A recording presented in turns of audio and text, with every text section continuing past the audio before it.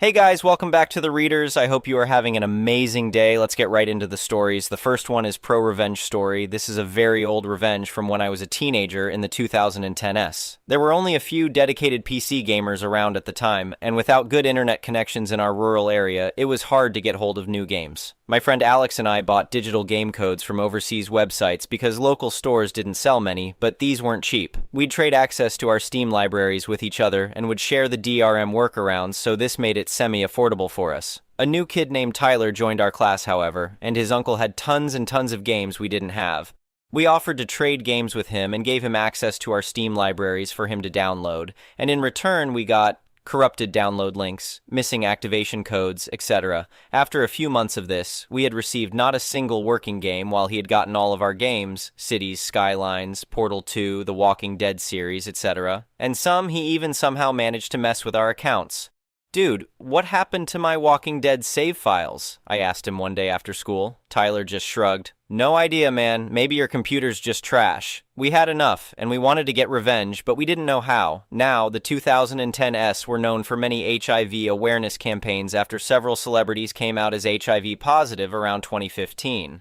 I was a huge fan of these awareness-raising musicians, and this new friend would often mock me for liking those people. He'd make crude jokes whenever I mentioned my favorite bands. "Why do you even listen to that gay stuff?" he'd sneer during lunch breaks. Tyler came from a very conservative family, and his mother was quite religious. This gave us an idea when we had to attend an HIV awareness event organized by a certain foundation with our class. At the end, we were given flyers about HIV, sexual health, etc., and free condoms with the logo of the foundation were available to take. We each grabbed a few for reasons you'll soon discover below.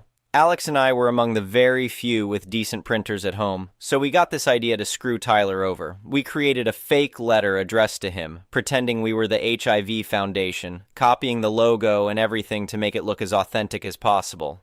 It went something like this.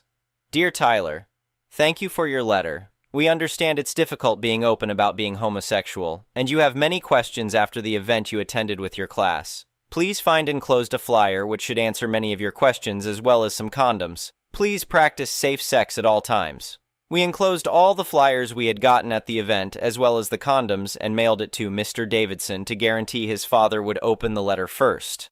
"Do you think this will actually work?" Alex asked as we dropped the envelope in the mailbox. "Only one way to find out," I replied with a nervous grin. We had no idea the crapstorm this would create. We knew that with his homophobic attitudes, this would be great revenge. But apparently, his mother had been in tears, screaming, his father angry, and he was grounded for weeks with his parents convinced he was gay. The Monday after we sent the letter, Tyler was absent from school. When he finally returned 3 days later, he looked miserable. "What's wrong with you?" I asked, feigning concern. "Nothing," he muttered, refusing to make eye contact. "Family stuff." In the end, he figured we had something to do with it because we had been carefully fishing to see if our prank had succeeded, but at first he thought the letter was authentic and we had contacted the foundation in his name. When we finally confessed we had faked it all, we had a nice trip to the principal to explain why we had done this with his parents present. "What were you thinking?" the principal demanded, glaring at us across her desk. "He scammed us," Alex explained.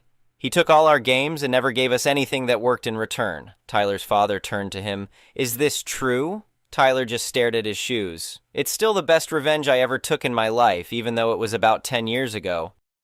The next one is an entitled people story. So, a bit of background. About 5 years ago, my grandfather passed away and left me his property. It was this huge chunk of land out in what used to be the middle of nowhere, about 40 acres total. He'd bought it decades ago for next to nothing, back when the area was just empty fields and the occasional cow. I'd spent summers there as a kid, and honestly, the place held a lot of memories. My grandfather had a small house on one corner of the property, but it was pretty run down by the time I inherited it. I had been living in a cramped apartment in the city, paying way too much rent, so when I got the property, I saw it as an opportunity. The old house was practically falling apart and would have cost a fortune to renovate, so I decided to demolish it and eventually build something new. In the meantime, I bought a really nice RV, one of those fancy fifth-wheel ones, and parked it on my land. It had everything I needed, and honestly, I loved it. No rent, no neighbors blasting music at 2 in the morning, just peace and quiet on my own property.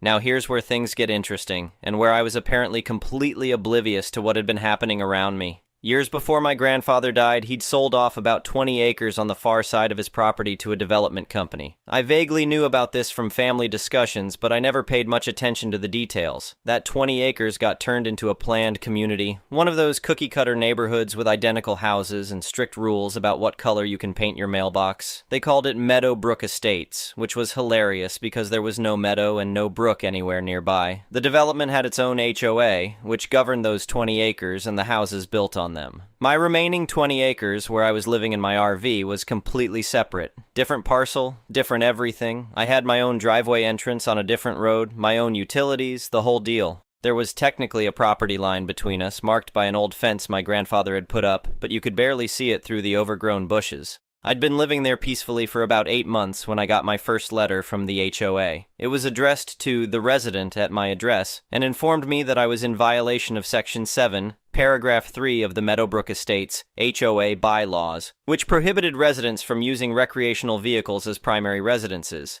The letter stated that I had 30 days to remove the RV, or I would face fines of $200 per day. I was confused at first, then I laughed it off. Obviously, this was a mistake. I didn't live in Meadowbrook Estates. I didn't live in their HOA. I lived on my own private property that had nothing to do with them. I figured I'd just ignore it and they'd realize their error. They did not realize their error. 2 weeks later, I got another letter. This one was more aggressive, stating that I had failed to respond to their previous notice and that I was now accruing fines. They had apparently driven by and taken photos of my RV, which they included as evidence of my violation. The letter mentioned that if I didn't comply, they'd take legal action to enforce the HOA rules. At this point, I was annoyed enough to actually respond. I wrote them a simple email explaining that I wasn't part of their HOA, that I owned my own separate property, and that they had no jurisdiction over what I did on my land. I thought that would be the end of it. It was not the end of it. The HOA president, some guy who apparently had nothing better to do with his time, showed up at my property one Saturday morning. He knocked on my RV door, and when I answered, he started lecturing me about property values and community standards. He said that even though I claimed not to be part of the HOA, my RV was an eyesore that was bringing down values for the whole neighborhood. He demanded that I remove it immediately or face escalating fines and legal action. I told him, as politely as I could manage, that he could take his fines and his legal threats and shove them where the sun doesn't shine. He left in a huff, and I figured that would finally be the end of it. You can probably guess that it wasn't. The letters kept coming, and the claimed fines kept adding up. They were now saying I owed them over $5,000 in accumulated violations. They sent me copies of their bylaws, architectural guidelines, and a bunch of other documents that I didn't bother reading because none of it applied to me. They even sent someone to put a notice on my RV like I was being evicted or something. Finally, they made their biggest mistake. They sent me a letter from their lawyer threatening to put a lien on my property if I didn't pay the fines and remove the RV. That was when I decided I'd had enough and needed to lawyer up myself. I found a real estate attorney in town and brought her all the documentation I had about my property. We sat down and went through everything, including the deeds, the survey maps, and the history of the land. That's when things got really interesting. My attorney started digging into the original sale that my grandfather had made to the development company. She pulled up all the paperwork, and we discovered something absolutely beautiful. My grandfather hadn't actually sold the land to the development company. He'd leased it to them on a 99-year ground lease. And not just any lease, but one with very specific terms that I'd never known about. According to the lease agreement, the development company and any subsequent homeowners had the right to build on and occupy the land, but my family retained ownership of the actual land underneath. The lease had annual payments that were supposed to be made to the landowner, payments that I'd never received because nobody had bothered to tell me about them when I inherited the property. The development company had apparently been paying them to my grandfather for years, but after he died, they just stopped, probably hoping nobody would notice. But here's the best part. The lease agreement had a clause that stated if the lease payments weren't made for more than 2 years, the landowner had the right to terminate the lease with 6 months' notice. They hadn't paid me in almost 3 years. My attorney sent a very formal letter to the HOA, the development company, and their lawyer. The letter explained that I was the actual owner of the land their entire community sat on, that they were in breach of the lease agreement, and that if they continued to harass me or tried to enforce their ridiculous fines, I would terminate the lease and they would all have to leave. The response was immediate and hilarious. The HOA president called me directly, suddenly very friendly, apologizing profusely for the misunderstanding. He said they'd had no idea about the lease situation and that, of course, they'd never dream of telling me what to do on my own property. He asked if we could just forget the whole thing and move forward as good neighbors. I told him I'd think about it. And I did think about it. I thought about all the threatening letters, the harassment, the fines, the lawyer fees I'd had to pay, and that smug lecture I'd gotten on my own doorstep. I thought about how they'd assumed they could push around someone they thought was just some guy in an RV, not even bothering to check if they had any right to do what they were doing. So I decided on some malicious compliance. They wanted me to follow rules and pay fees? Fine. I'd follow the rules that actually applied to this situation, the ones in the lease agreement. I had my attorney send another letter. This one informed them that while I was willing to continue the lease arrangement, I would be enforcing all the terms of the agreement going forward. First, they owed me 3 years of back payments on the ground lease, with interest, which came to a pretty substantial sum. Second, the lease included a clause that allowed me to approve or deny any major changes to the property, including new construction, which they'd been doing without my permission. Every house built in the last 3 years was technically in violation of the lease terms. But here's where the malicious compliance really kicked in. The lease also included language about maintenance of common areas and infrastructure. Specifically, it stated that the leaseholder was responsible for maintaining all roads, utilities, and common facilities on the leased property. However, it also gave me, as the landowner, the right to set standards for that maintenance and to levy additional ground rent if those standards weren't met. I hired an inspector to go through the entire development. We found all sorts of minor issues. Cracks in the roads, a few streetlights that were out, some drainage problems, landscaping that wasn't up to the standards outlined in the lease. I compiled a massive list and sent it to the HOA with a notice that until these issues were resolved, I would be increasing the ground lease payment by 20%. The HOA went ballistic, they tried to argue, they tried to negotiate, they even tried to threaten legal action again. My attorney kindly reminded them that they were living on my land under a lease agreement that they'd been violating for years, and that I had every right to terminate it if they didn't comply with the terms.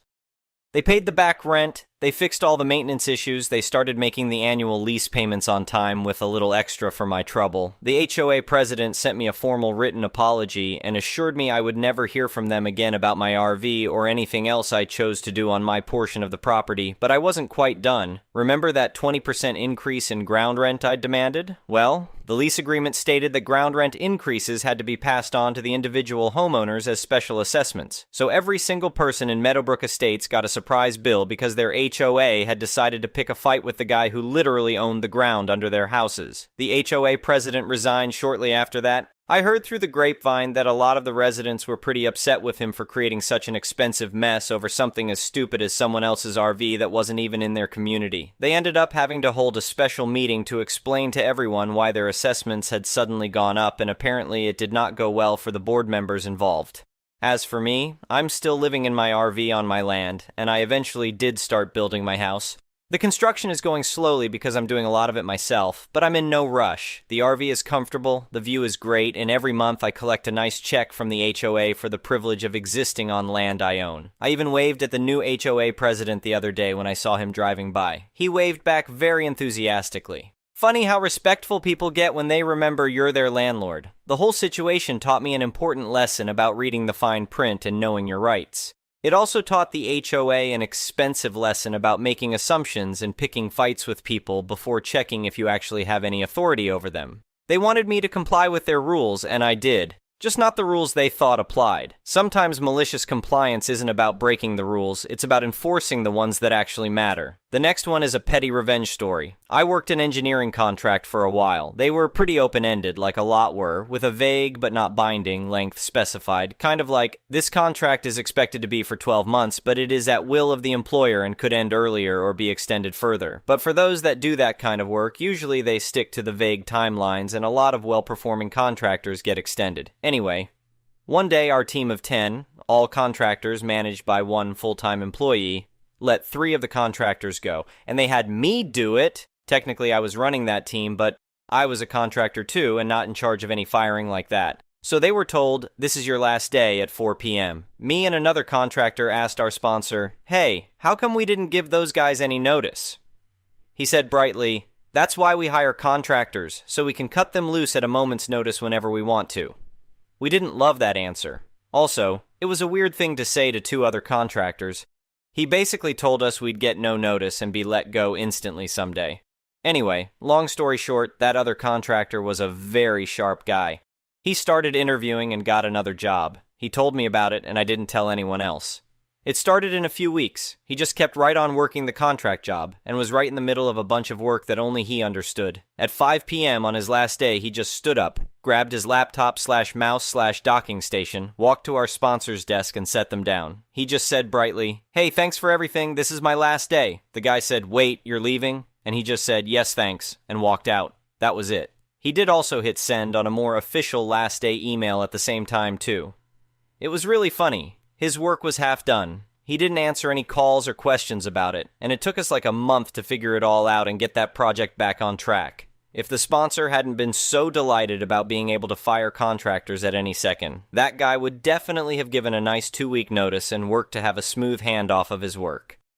The next one is a malicious compliance story, the compliance. Years ago, I worked as a junior manufacturing engineer for a certain company building certain relatively complex products, and one of the stations I was responsible for was the first test station. We got the core mechanism and the electronic assembly of the products right off the production line, and I performed white box testing to ensure everything looked right and worked properly before sending it to a different station for assembly and black box testing. I'm trying to avoid talking about the specific testing methodologies used, hence white box and black box, because that's the best way I can describe it without being more specific. White box refers to testing it with direct access to all the internal components, so you can measure all the different parts, verify that individual parts work correctly, etc. Black box refers to testing it after the entire thing has already been put into an enclosure and you no longer have access to the internals, so really you're just verifying that the thing works and does everything it's designed to do. The product I'll talk about today, let's give it a code name of Azure, belongs to the greater family of blue products, which were all very similar but may have had different configurations, slightly different parts, etc. Azure was a new product, and in the first few production runs, we saw failure rates of 20% plus at black box testing, the station after mine. When the engineers dug into it, they found that one of the relays on the electronic control board was fused shut on those 20% of units that failed. For whatever reason, they turned to me, they love blaming my station, and said that my station was causing it. For a bit more background, my white box testing station had powered off and powered on testing. In powered on testing, we turned newly built units on for the first time, which also meant that if anything was wrong with it that would make it fail when powered on, it would fail at my station.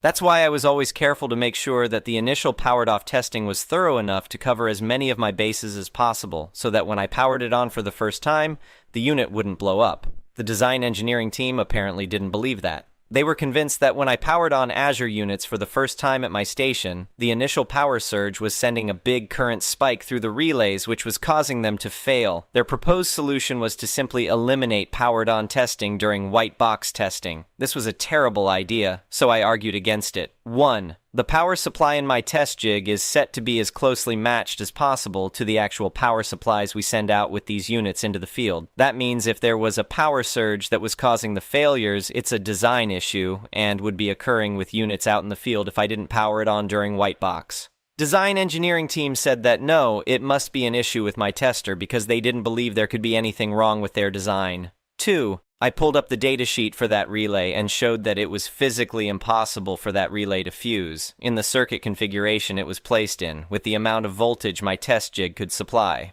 Apparently, the design engineers ignored that entire page of my report. They didn't think a junior manufacturing engineer's analysis was even worth looking at, and trusted their own assumptions more. 3. I had yet to see a single unit that was proven to have a good relay before my station and a fused one after my station, which would have been the concrete evidence I needed to believe that my station was fusing the relays. Design engineering said, "We don't need concrete evidence, we're sure this is what's happening." 4. If we disable powered on testing, we'll lose a lot of test coverage. The design engineers just went, "Whatever, we'll catch any issues at black box."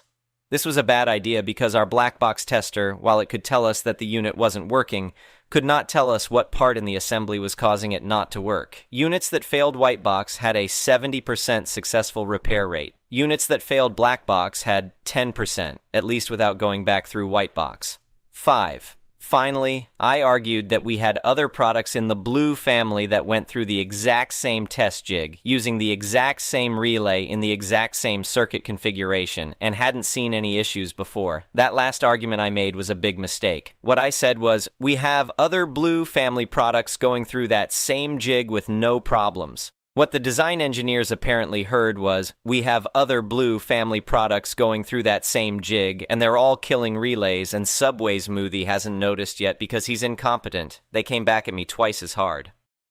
I fought this as much as I could for 2 weeks before the order finally came down from my direct manager. As per directives from the design engineering team, all powered-on testing was to be disabled from the test jig for all blue family products, not just Azure. For what it's worth, my manager was on my side for most of this, and only gave me the order to avoid any unnecessary trouble when it looked like the company leadership was going to get involved. Well, fine. I went ahead and disabled powered-on testing. As I predicted, all of the blue family products, cyan, turquoise, cerulean, etc., started seeing 3x the failure rate at black box testing, and we were now stuck with a bunch of units that we didn't know how to fix. But that's besides the point. How about Azure? Same 20% failure rate. Nothing changed. Just as I said, my station wasn't killing the relays. So the design engineers went and took another 3 months figuring out what the actual cause of all of the relay failures was, which, as it turns out, was some flaw with the way the black box test was being run, combined with some other part on the assembly that was under spec. I don't know specifics, I wasn't part of this conversation anymore. They spent a bunch of money and got it fixed and never followed up with me saying, hey, looks like you were right, it wasn't caused by powered-on testing at Whitebox, which crucially also means that I never got a directive to re-enable powered-on testing, so we ran like that for a few months, me licking my lips all the time because I knew what was coming and it was delicious. The fallout, see, there was another product in the blue family that I'll call Navy. Navy was a bit of an oddball because the client had some requirement that demanded microcontroller B be installed as opposed to microcontroller A on all of the other blue family products. That was the only difference, which meant I used the same test jig for it. We sourced microcontroller A from a vendor who also preloaded it with the firmware we needed flashed on it. Years ago, we had also apparently done the same with microcontroller B, but the vendor for B that could pre-program them for us had shut down, and we could not find a single other vendor who could preload the firmware for us. That's when we turned to internal solutions. Someone found out that the test jig at my station, then managed by someone else, had direct access to the microcontroller's programming interface, so they developed a way to flash the firmware from my test jig. That meant we could now buy blank B units directly from the manufacturer, then flash it with the firmware ourselves. This was a great solution because not only were blank B units cheaper, flashing it during powered-on testing wouldn't add an extra step to our production process since it would just be a part of the white box testing step. Of course, flashing the firmware required the unit to be powered on.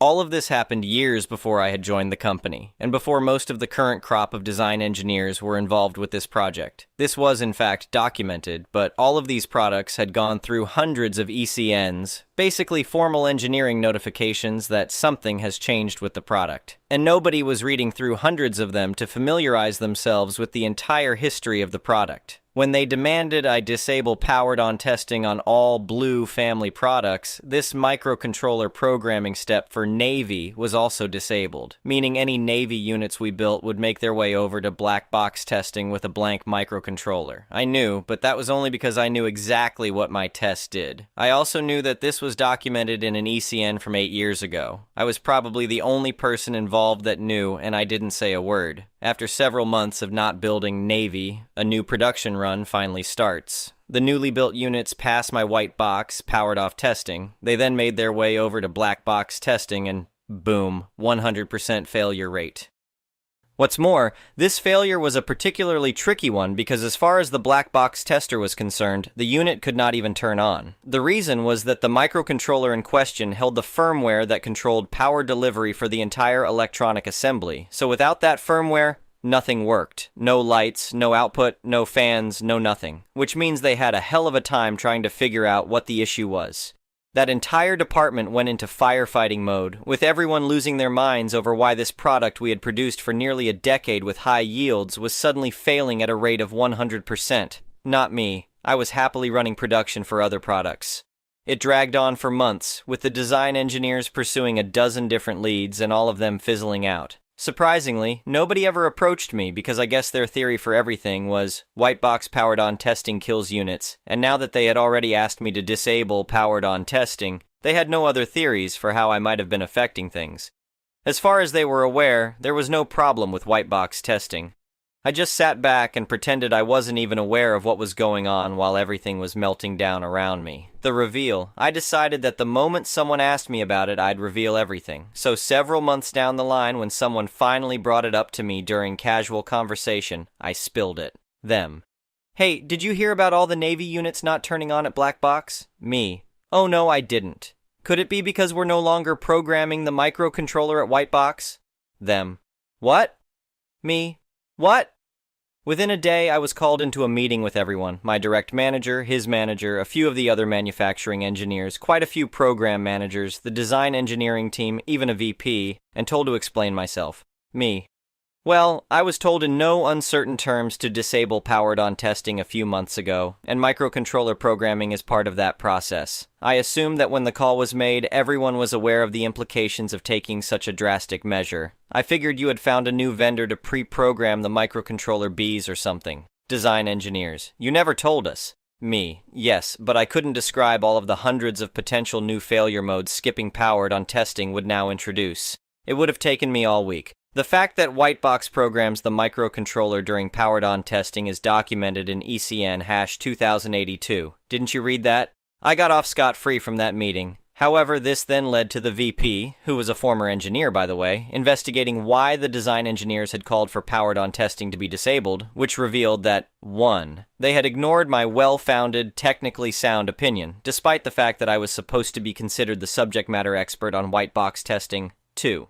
Disabling powered-on testing did not solve the issue. 3. Once powered-on testing was disabled, the failures at Black Box tripled, leaving us with a bunch of defective units that we didn't know how to fix. And 4. Once it became clear that the cause was not powered-on testing, they did not follow up and asked that it be re-enabled. I got a bit of flack for this part too, but in the end the VP agreed with my viewpoint that if I disabled powered-on testing and then heard nothing from the design engineers, I could assume the problem was resolved and had no need to follow up. In the end, nobody got fired or anything, but a few members of the design engineering team did receive a reprimand for their behavior during this entire event. For the entire time I was with that company, they tiptoed around me and never falsely blamed me for any issues again. The next one is an entitled people story. I've spoken before about the mortgaged fifth wheel trailer my sister left us with, but this time it's finally gone. To start from the beginning, when my sister and her ex-husband separated, she came back to live with us and took up residence with her kids in the old family camper trailer. After a couple of years, she convinced our grandparents to co-sign for a brand new fifth wheel trailer, or at least it was supposed to be a cosign. No, she made them sign the mortgage under their names only. She was also supposed to look for a much cheaper used trailer, but she insisted on a brand new one like it was a hill to die on, and would act like she just wanted a presentable home for her kids. Sure, that trailer was presentable at first, but 5 years of being subjected to her and her pets and food hoarding just destroyed it. We kicked my sister out of the trailer about 2 years ago for not paying the mortgage and for treating us all like crap. We had to clean the trailer out, and the pet damage was extensive. Her dogs and cats had just destroyed the place by peeing, pooping, chewing, clawing, breaking, tearing. I've run out of words to describe it, but it was pretty bad. A whole lot of the food my sister hoarded was expired. Unopened ketchup is bad when it's brown inside the bottle. And my sister flipped out when we tossed all that expired food in the trash. And then she demanded back what was still good that had been saved, and I had to deliver it to the apartment of the drug dealer she was crashing with. It wasn't long after that I cut her off, but the post I made on that is a long read. We did everything we could to try and clean up the trailer, and we found numerous things inside it that pissed us off. For one thing, my 2 younger nephews that used to live with her didn't have enough blankets in winter. When we were cleaning out that trailer after booting out my sister, we discovered she had a lot of extra blankets hidden under the bed in the master bedroom, and even a brand new unopened sleeping bag, all of which my nephews could have used. We were so pissed. Not only did she not supply them with more blankets, she didn't even buy them winter clothes in 2023. I said this in several prior posts, but I had to buy clothes for my 2 younger nephews so they wouldn't freeze. My youngest nephew came to me shivering and wearing nothing but shorts and a t-shirt in 39 degrees because he missed the school bus. We're lucky the school didn't report something after seeing him dressed like that. Another thing that we found in that damn trailer was evidence of one of the affairs my sister had while still married. We know of roughly 3 affairs. The first was with an independent producer who convinced my sister she could be famous. The second was with one of our third cousins. And it was evidence of that affair we found in the trailer, in a notebook in which she wrote things about said cousin and circled it with a heart.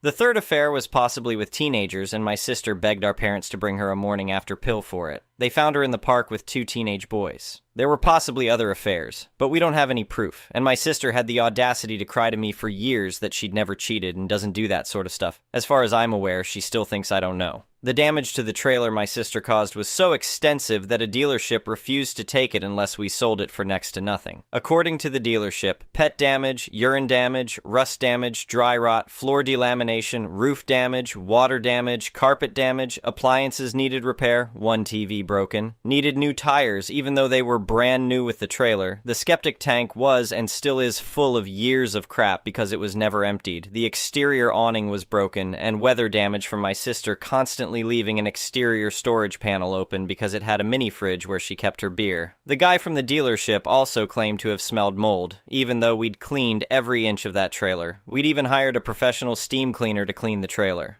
We replaced most of the internal doors, repainted the vent covers, repaired the screen door, replaced the water heater and a specific sensor, and several other repairs my grandparents made. I personally repainted the vent covers, which in retrospect we should have just gotten new ones. But I repaired and repainted them anyway because my grandpa asked me to. A couple of them required JB weld and straightening with a hammer. We thought we'd fixed up the trailer enough. A dealership had it picked up. We said, "Bye, Felicia," to it, and then days later it was back. The dealership said it needed $25,000 in repairs and didn't want it unless we sold it for $4,000.